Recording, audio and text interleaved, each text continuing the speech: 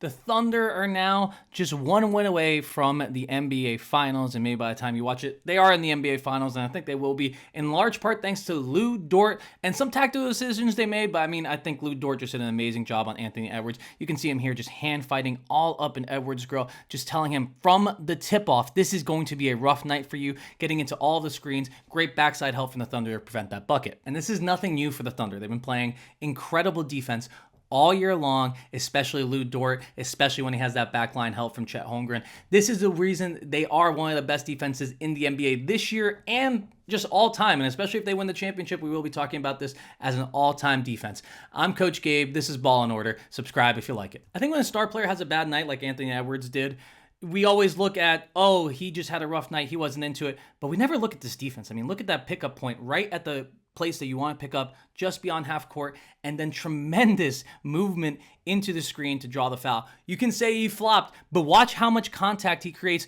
just by staying in the ball and getting his hips across the screen. That is not a flop, folks. That is straight up great defense, and it's a moving screen because Julius Randle had to set it that way in order to make any contact with Lou Dort. And it wasn't just Anthony Edwards. Lou Dort also did a great job on Julius Randle. He only had 5 points. He had a worse game than Anthony Edwards did. And frankly, I think Lou Dort had a big role in that just by being so strong, so physical, and so fast. He gets these pokes, he gets into the ball, and then he pulls out the chair right when Randle wants to draw the contact, forcing him to pass out into a tough shot, and then he grabs the rebound on top of it. And this level of defense has a psychological effect. You can already see Anthony Edwards, his shoulders are a little slumped. He's saying, I got Lou Dort on me. I can't bring this guy into the play, or else our whole offense is going to be messed up. But look at this screen navigation, forcing Edwards back.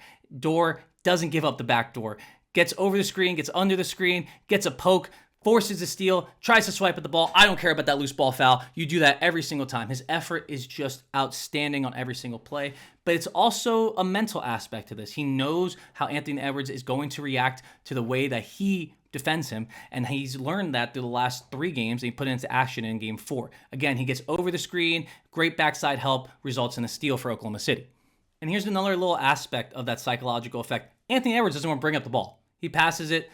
Minnesota gets into a decent offensive set. It's a good shot, but it takes Anthony Edwards out of the play. And if you're defending the Minnesota Timberwolves, that is the biggest goal of your defense. Now Julius Randle decides that it's his turn to try to make something happen, get himself going late in the second quarter, and Dort just shuts the door. Amazing defense, using his chest, using his hands legally, doesn't swipe at the ball, doesn't try to go for the block, just makes that shot really tough. Randle may make that sometimes, but not that time because of that great physical defense. And now here, just a tremendous effort in transition. You're 1-on-3.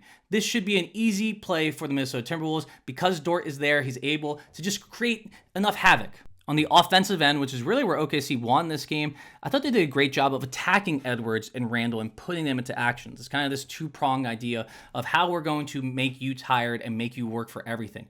We have Ant on SGA. They're putting him in the pick and roll to force that switch against Rudy, knowing that Ant's not really going to get over screens that much. After Edwards switched off SGA, Minnesota's in a zone, and you're going to see Casey Wallace. He goes to touch Edwards, pops back out. They overloaded his side of the zone, and now he gives up a bucket.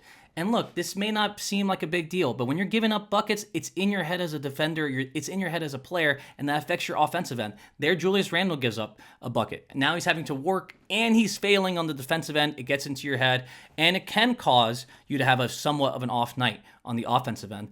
Here, the Thunder, again, attacking Edwards with a screen off the ball, forcing him to run up and defend Casey Wallace in space. They get the foul.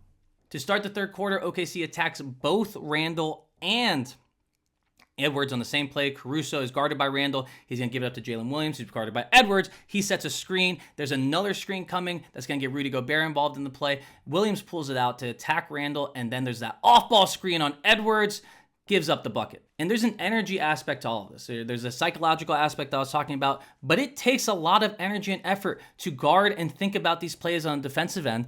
And then when you're trying to be the big dog on offense, it affects you. There's just only so much energy that you can have on defense. And I think Oklahoma City, using all the tools in their toolkit to put these two players in as many actions as possible, benefited them not only offensively, but also defensively. That's great defense by Edwards, but SGA is just better.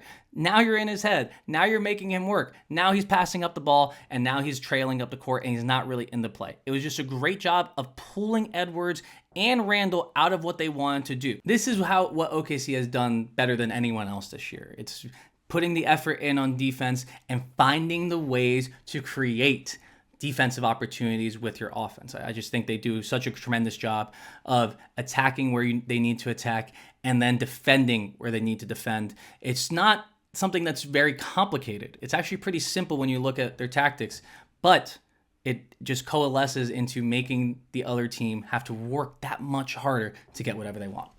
I'm Coach Gabe. This is Ball in Order. Subscribe if you like it.